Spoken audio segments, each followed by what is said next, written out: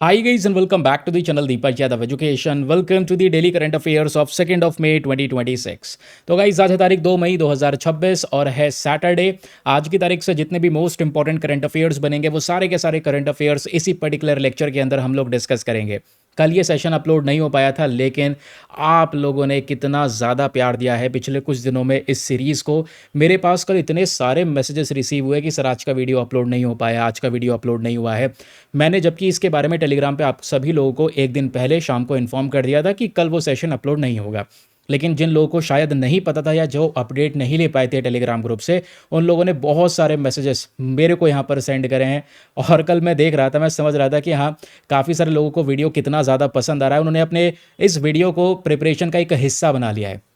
चलिए, कल कोई बात नहीं, गैप हो गया है, लेकिन कल वाला सेशन हमने छोड़ा नहीं है। कल वाले सेशन के जो भी आर्टिकल्स हैं वो अपने द हिंदू वाले सेशन के साथ में मर्ज करके हम लोगों ने डिस्कस कर लिए हैं और बहुत रिलेवेंट टॉपिक्स कल हम लोगों ने कवर किए हैं। ठीक है, वापस आ रहे हैं ट्रैक पे। तो चलिए दोस्तों, यहाँ पर आज 2 मई की सारी इंपॉर्टेंट खबरों को कवर करते हैं, क्योंकि इस सीरीज़ को हम बोलते हैं नथिंग मोर नथिंग लेस।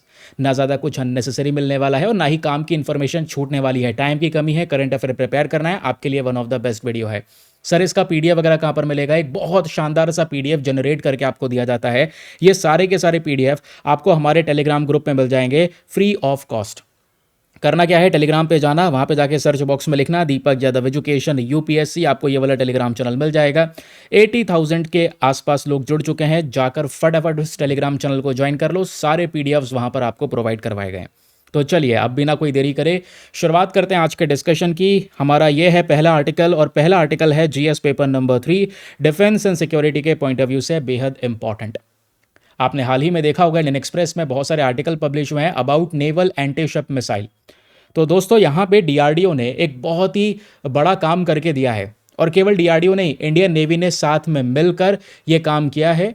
हमारे देश को पहली हेलीकॉप्टर से लॉन्च करने वाली, दुश्मन के जहाज को उड़ाने वाली मिसाइल मिल गई है, जिसको नाम दिया है नेवल एंटी शिप मिसाइल। नाम से पता चल रहा है कि जो जहाज होता है उसको डिस्ट्रॉय करने के लिए दुश्मन का जहाज पानी पे चल रहा है, हम उसको अपने हेलीकॉप्टर से, हमारी इंडियन नेवी अपने हेलीकॉप्टर से यहाँ पर उसको डिस्ट्रॉय कर सकती है एक मिसाइल को दाग के। अब ये खास पता है क्यों है? रिसेंटली इसकी टेस्टिंग वगैरह की गई है बे ऑफ बंगाल के ऊपर में, जिस वजह से ये चर्चाओं में है। एंड जब आप इस मिसाइल के बारे में बात करोगे, क्योंकि इस मिसाइल का फुल फॉर्म एग्जैक्टली क्या है, हमने पढ़ा navy anti ship missile short range.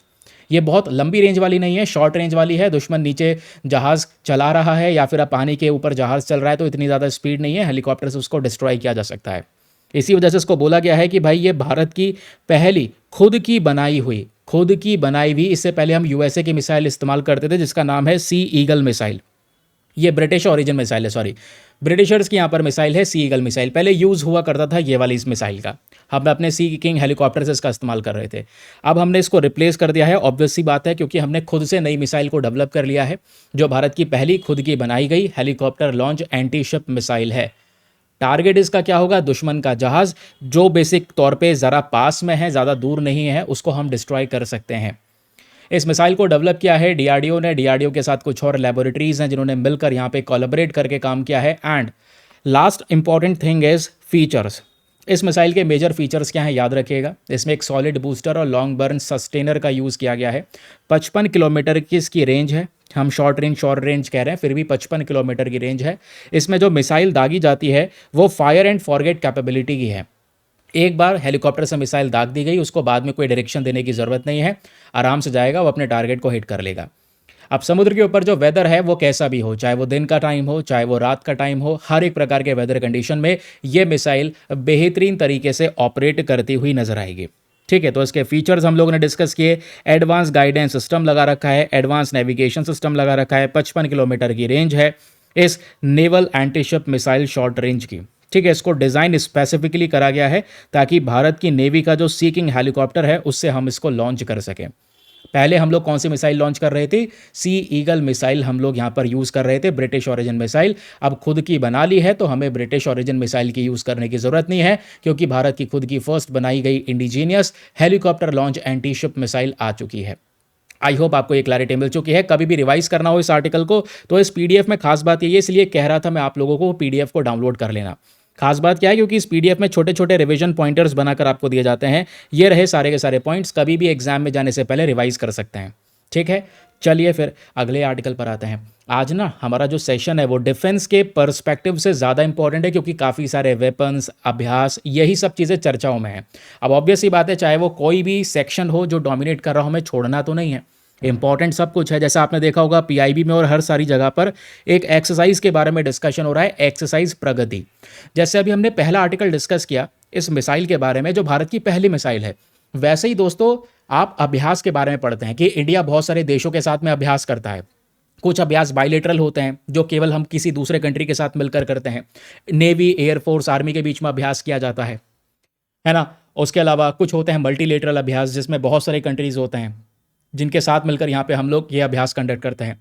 तो इसी प्रकार का एक अभ्यास चर्चाओं में, एक एक्सरसाइज चर्चाओं में है जिसका नाम है एक्सरसाइज प्रगति।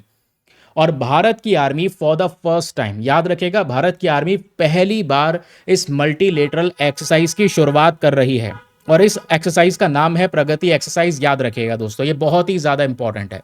इसका मेन वेन्यू क्या है? ये मेघालय के अंदर में अभ्यास हो रहा है और ये पहला एडिशन है, फर्स्ट एडिशन, इनॉग्रल एडिशन। ये बेसिक तौर पे इस अभ्यास की शुरुआत हो रही है, इसका उद्घाटन हो रहा है और इंडियन आर्मी ही यहाँ पर इस अभ्यास की शुरुआत कर रही है, लॉन्च कर रही है। इस वजह से ये बहुत इंपॉर्टेंट है। तो क्वेश्चन ये भी बन सकता है कि पहला अभ्यास एक्सरसाइज प्रगति कहाँ पे हुआ है? मेघालय में हुआ है। Second most important question is, ये अभ्यास किस प्रकार का है? तो ये अभ्यास एक मल्टीलेटरल एक्सरसाइज है, याद रखेगा। इसमें भारत के साथ साथ कुछ और भी कंट्रीज होने वाली हैं, specially south east Asian countries का डोमिनेशन होगा, उनके साथ मिलकर इस अभ्यास को करेंगे। क्योंकि दो ही तीन चीजें पूछी जाती हैं अभ्यास की कि भाई किस देश के साथ में हो रहा है और किस प्रकार का अभ्यास है। तो किस प्रकार का अभ्यास है दोस्तों? ये मल्टीलेटरल मिलिट्री एक्सरसाइज है, याद रखिएगा। पहला एडिशन हो रहा है मेघालय के अंदर में। इस अभ्यास का मेन पर्पज होगा भारत का जो इंडियन ओशन रीजन है, स्पेशली उसकी प्रोटेक्शन करना। उस इंडियन ओशन रीजन के आसपास ढेर सारे कंट्रीज हैं। अब ढेर सारे कंट्रीज मतलब क्योंकि ये मल्टीलेटरल अभ्यास है तो भारत के अलावा इसमें और भी बहुत सारी कंट्रीज प्रेजेंट हैं। कितनी कंट्रीज प्रेजेंट है? 11 कंट्रीज इसके अंदर में हमको देखने को मिल जाती हैं, जैसे Laos, Myanmar, Seychelles, Sri Lanka, Philippines, Nepal, Maldives, Malaysia, Vietnam, Cambodia, Bhutan. ये 11 कंट्रीज आपको पार्टिसिपेटिंग कंट्रीज देखने को मिलेंगी जो बेसिक तौर पे इस एक्सरसाइज प्रगति के अंदर में हिस्सा ले रही हैं। इस अभ्यास का मेन पर्पस मैं आपको बता ही चुका हूं इन सभी कंट्रीज के साथ में, क्योंकि ये सारे के सारे नेशंस भारत के पास में ही हैं, ज़्यादा दूर नहीं है। इनके साथ में डिफेंस रिलेशंस को मजबूत करना, म्यूचुअल ट्रस्ट को बिल्टअप करना, है ना, साथ में मिलकर रीजनल स्टेबिलिटी के ऊपर में काम करना, इंडियन ओशन की प्रोटेक्शन करना, ये स्पेशल पर्पस है यहाँ पर इस अभ्यास का। इस अभ्यास का फीचर और मेन फोकस क्या है? जो इंसर्जेंसी ऑपरेशन है वो चलाना, या टेररिज्म के खिलाफ ऑपरेशन चलाना, इंसर्जेंसी के खिलाफ ऑपरेशन चलाना, आतंकवाद के खिलाफ साथ में खड़े होना, लड़ना, ये हमारा मेन पर्पज़ है। तो इसमें हम मिलिट्री अभ्यास भी करने वाले हैं। इन सब कंट्रीज़ की मिलिट्रीज आपस में मिलकर एंगेजमेंट करेंगी। कभी ज़रूरत पड़ गई, कोई बहुत बड़ा ऑपरेशन चलाने की ज़रूरत पड़ गई तो सारे देश मिलकर साथ में खड़े तो हो सकेंगे। उसकी प्रिपरेशन ही चल रही है आज के समय पर कि कभी कोई ऐसी आपदा आ भी गई तो वी आर यूनाइटेड। अब दोस्तों यहाँ पर आप देखोगे तो ये मल्टीलेटरल एंगेजमेंट है, बहुत सारी कंट्रीज इसमें आपस में आ रही हैं जो एक दूसरे के साथ एक दूसरे को सपोर्ट कर रही हैं। इसमें आप देख पाओगे इंडस्ट्री एक्सपोजिशन के ऊपर भी काम किया गया है, ठीक है। उसके अलावा इंडस्ट्री एक्सपोजिशन के अलावा इंडियन आर्मी की जो कैपेबिलिटीज़ हैं वो सब चीज़ें यहाँ पर शोकेस करने वाले हैं, वो सब चीज़ें यहाँ पर दिखाई जाने वाली हैं।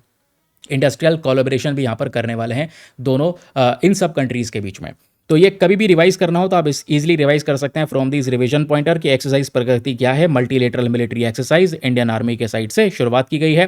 फर्स्ट एडिशन मेघालय में हुआ है and the participating countries, that's all.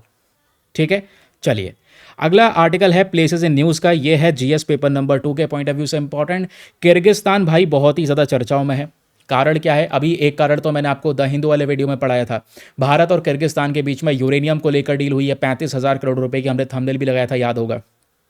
और किर्गिस्तान दुनिया का एक ऐसा कंट्री है जिसके पास में यूरेनियम का सबसे ज़्यादा, सबसे बड़ा भंडार है, ठीक है। फिर एक कारण और था दोस्तों, अभी किर्गिस्तान की एक झील हमने चर्चाओं में थी, याद है, लेक इसिक-कुल, ये भी हमने पढ़ा था।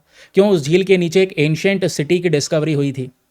2 कारण पता चले अभी पिछले 5-6 दिनों के अंदर अंदर। और तीसरा कारण यहाँ पर आपके सामने ये प्रेजेंट है। डिफेंस मिनिस्टर ने शंघाई कोऑपरेशन ऑर्गेनाइजेशन का एक बहुत ही ज़्यादा बड़ा मीटिंग को अटेंड किया है, एड्रेस किया है किर्गिस्तान की कैपिटल बिश्केक के अंदर। तो शंघाई कोऑपरेशन ऑर्गेनाइजेशन का मीटिंग हुआ है जिस वजह से अगेन यहाँ पर ये किर्गिस्तान चर्चाओं में बना हुआ है। आई होप आपको ये समझ में आया कि मल्टीपल रीजंस है, दैट्स वाई किर्गिस्तान ये न्यूज़ में बना हुआ है। हमारे एग्जाम के लिए भी इंपॉर्टेंट है क्योंकि जब आपकी नज़रों में आ रहा है तो जो पेपर बना रहा है उसकी नज़रों में भी बार बार किर्गिस्तान है, इस प्रकार से सोचिएगा। ठीक है। आप किर्गिस्तान को देखोगे तो एक प्रकार का लैंडलॉक कंट्री है एंड सेंट्रल एशिया का ये हिस्सा है। और आपको पता है दोस्तों, सेंट्रल एशिया में 5 कंट्रीज आती हैं, और वो सेंट्रल एशिया में 5 कंट्रीज कौन कौन सी हैं, आइए मैप के जरिए कवर करते हैं जिससे बढ़िया क्लैरिटी मिलेगी। नीचे जब आप लोग देखोगे तो ये है हमारा भारत, ठीक है। इधर आप देख पाओगे तजिकिस्तान फर्स्ट, किर्गिस्तान जिसकी अभी हम बात कर रहे हैं सेकंड, कजाकिस्तान हो गया यहाँ पर आपका third, Uzbekistan fourth and Turkmenistan हो गया फिफ्थ। सबके आगे स्थान ले गए हैं। अफगानिस्तान को छोड़ देना, पाकिस्तान को छोड़ देना, उसके ऊपर जितने भी ये स्थान वाली कंट्रीज हैं ये सारे के सारे सेंट्रल एशिया के नेशंस हैं। ये 5 कंट्रीज सेंट्रल एशियन कंट्रीज कहलाती हैं। भारत के रिलेशन पांचों कंट्रीज के साथ में अच्छे हैं। उसके पीछे का रीजन भी है क्योंकि पांचों कंट्रीज के पास में कुछ ना कुछ बहुत सारा ऐसा प्रेजेंट है जो बेसिक तौर पे भारत की जरूरत को पूरा करता है।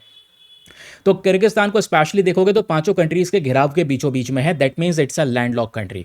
कोई बहुत बड़े समुद्र का एक्सेस नहीं है, समुद्र किनारे यहाँ पर ये देश नहीं है, इसलिए यहाँ पर इसको लैंडलॉक कंट्री बोला गया है। बॉर्डर्स को जब आप स्पेसिफिकली देखोगे तो किर्गिस्तान के नॉर्थ में है कजाकिस्तान, साउथ में है चाइना, इधर आप देख पाओगे नॉर्थ में अगेन है उज्बेकिस्तान, और नीचे जब आप लोग यहाँ पर देख पाओगे तो वो है तजिकिस्तान। तो ये 4 कंट्रीज हैं जो बेसिक तौर पे बॉर्डर्स को शेयर करती हैं किर्गिस्तान के साथ में। कई बार सेंट्रल एशिया का स्विट्जरलैंड कहा जाता है किर्गिस्तान को। ज्योग्राफिकल फीचर्स, भाई कोल्ड विंटर्स होते हैं, कई बार सर्दियां बड़ी जमदार वाली पड़ती हैं, मतलब बर्फ़ वगैरह खूब पड़ती है, समर्स कई बार वार्म होते हैं। और इस पूरे किर्गिस्तान में कुछ पहाड़ियाँ हैं, उसमें सबसे ऊंची चोटी जो है उसका नाम है विक्ट्री पीक। और जो झील है, जो झील हम लोगों ने अभी कुछ दिनों पहले पढ़ी थी, एक इंपॉर्टेंट झील आती है किर्गिस्तान में जिसका नाम है लेक इसिक कुल। प्लीज याद रखिएगा, ये वाली झील हम लोगों ने आज से कुछ दिनों पहले पढ़ी थी, लेक इसिक कुल। ये किर्गिस्तान में प्रेजेंट है। इसको बोला जाता है कि ये सेकंड लार्जेस्ट सैलिन लेक है in the world. Second largest एक ऐसी लेक जिसमें खारा पानी प्रेजेंट है पूरे वर्ल्ड में, ये इस प्रकार की ऐसी लेक है। फर्स्ट लार्जेस्ट सैलिन लेक कौन सी है, जरा नीचे कमेंट सेक्शन में नाम लिखो, ये भी मैंने आप लोगों को पढ़ाया था उस दिन। अब किर्गिस्तान किन किन पर्सपेक्टिव से न्यूज़ में है, भाई किर्गिस्तान के पास में ढेर सारा कोयला प्रेजेंट है, ऑयल प्रेजेंट है, नेचुरल गैस प्रेजेंट है, यूरेनियम प्रेजेंट है, गोल्ड, रेयर अर्थ मेटल्स वगैरह, ये सब कुछ भरपूर मात्रा में किर्गिस्तान के पास में देखने को मिल जाता है। ठीक है, अच्छा माफ़ी चाहता हूँ, यूरेनियम, दुनिया का यूरेनियम सबसे ज़्यादा किर्गिस्तान नहीं कजाकिस्तान के पास में, किर्गिस्तान का ही पड़ोसी देश है ऊपर कजाकिस्तान, उसके पास में। थंबनेल में भी हम लोगों ने वर्ल्ड्स का लार्जेस्ट प्रोड्यूसर मेंशन कर दिया, माफ़ी चाहता हूँ, वो मेरे दिमाग में कजाकिस्तान रहा। ठीक है, तो कजाकिस्तान भी चर्चाओं में यूरेनियम की डील को लेकर, लेकिन अभी हम कजाकिस्तान नहीं किर्गिस्तान के बारे में बात कर रहे हैं। तो इस चीज़ का थोड़ा सा यहाँ पे करेक्शन कर लेना, थंबनेल में करेक्शन हो जाएगा, डोंट वरी, परेशान होने की ज़रूरत नहीं है। लेकिन आप देखोगे ना, सेंट्रल एशिया में जब हम पांचों कंट्रीज़ को देखते हैं तो पांचों कंट्रीज़ का बहुत बड़ा रोल है।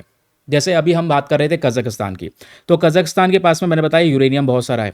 तो हमने 2015 में ही कजाकिस्तान के साथ में यूरेनियम को लेकर डील कर रखी है, और अभी भी यूरेनियम की सप्लाई को लेकर बड़ी डील की है 35,000 करोड़ रुपए की। ताजिकिस्तान में देखोगे तो अगेन हाइड्रो पावर जनरेशन के लिए हमारा इसके साथ में रिलेशंस है। किर्गिस्तान की बात करोगे तो एनर्जी के पर्सपेक्टिव से कोलैबोरेशन से। उज्बेकिस्तान की बात करोगे, अगेन उज्बेकिस्तान से भी यूरेनियम परचेज करते हैं और कजाकिस्तान से भी परचेज करते हैं यूरेनियम हम लोग।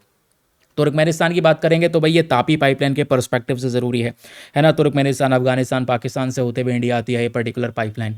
ठीक, तो ये कंट्रीज़ का इंपॉर्टेंस आपको समझ में आया। पांचों की पांचों सेंट्रल एशियन कंट्रीज़ के बारे में जो डिस्कशन है वो हम लोगों ने कवर किया। कभी भी भविष्य में रिवाइज करना हो तो आप आराम से रिवाइज कर सकते हैं थ्रू दीज रिवीजन पॉइंटर्स, कि किर्गिस्तान का यहाँ पर लोकेशन, पर्टिकुलर लोकेशन, इसका कैपिटल, इसका निकनेम, बॉर्डर्स, हर एक चीज़ हम लोगों ने यहाँ पर कवर कर ली है। यूरेनियम वाली चीज़ में यहाँ पर थोड़ा सा अपने हिसाब से करेक्शन कर लेना। चलिए अगला आर्टिकल। अगले आर्टिकल में हम डिस्कशन कर रहे हैं एक पर्टिकुलर टेम्पल के बारे में जिसका नाम है प्रेहा विहार टेम्पल।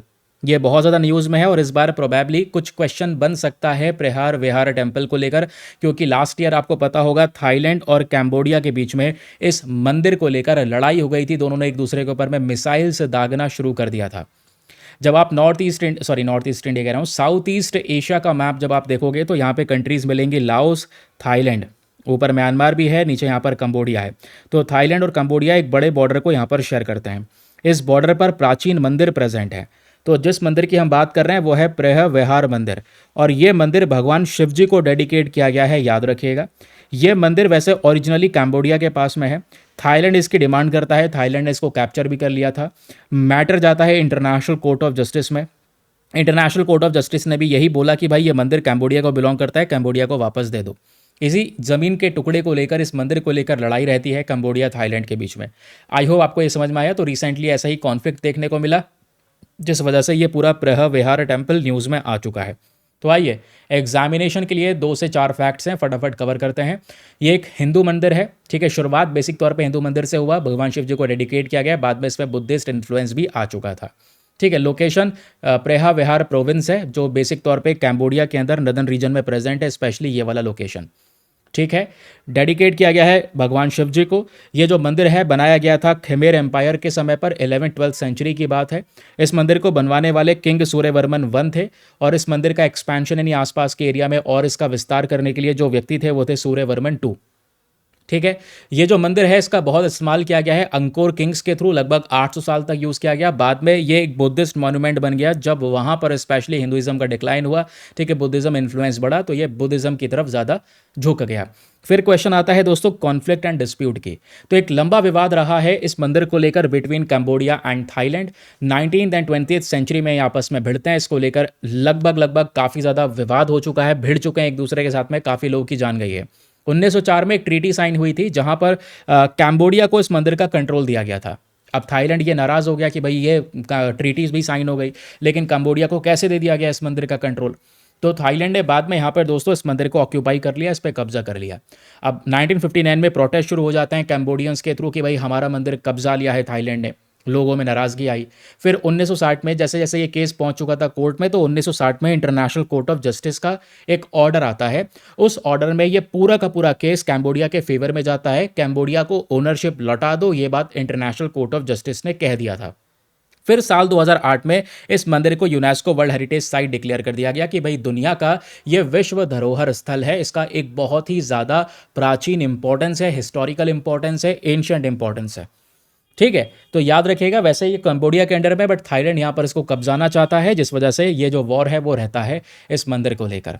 एक मास्टरपीस रहा है खेमेर एम्पायर के समय पर, और इस मंदिर में 5 से ज़्यादा गोपुरम्स आपको देखने को मिलेंगे, गोपुरास देखने को मिलेंगे, जो बेसिक तौर पे एंट्रेंस टावर होते हैं ना मंदिर में जो एंट्री होती है, तो ऐसे यहाँ पर 5 से ज़्यादा गोपुरास यहाँ पे प्रेजेंट हैं।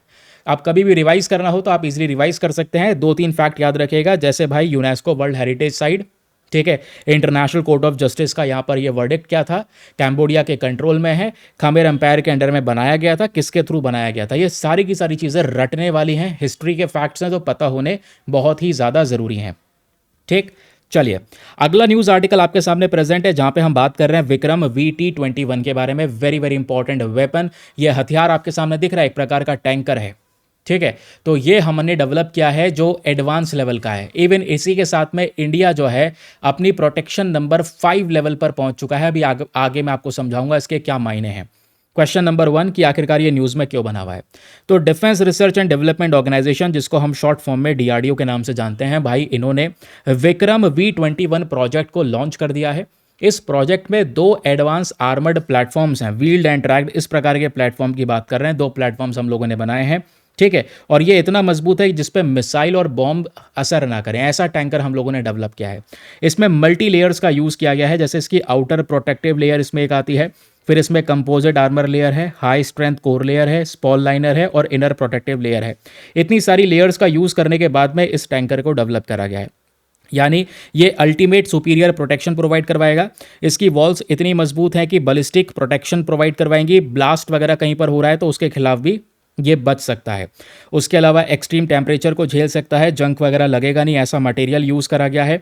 और इंडिया ने खुद से बनाया है, तो इंडिजीनियस टेक्नोलॉजी का यूज़ किया गया है, जो बेसिक तौर पे आत्मनिर्भर भारत को भी बढ़ावा देता है। आई होप आपको यहाँ पर ये क्लैरिटी मिल चुकी है। इससे क्या होगा, इस टैंकर को चलाने वाले जो भी हमारे क्रू होंगे वो सब सेफ होंगे, मोबिलिटी बहुत हायर है, कहीं पर इधर से उधर ट्रैवल कर सकते हैं, फ्यूल एफिशिएंसी है, लॉन्गर सर्विस लाइफ है और लोअर कॉस्ट पे हम लोगों ने यहाँ पर इसको डेवलप करा हुआ है।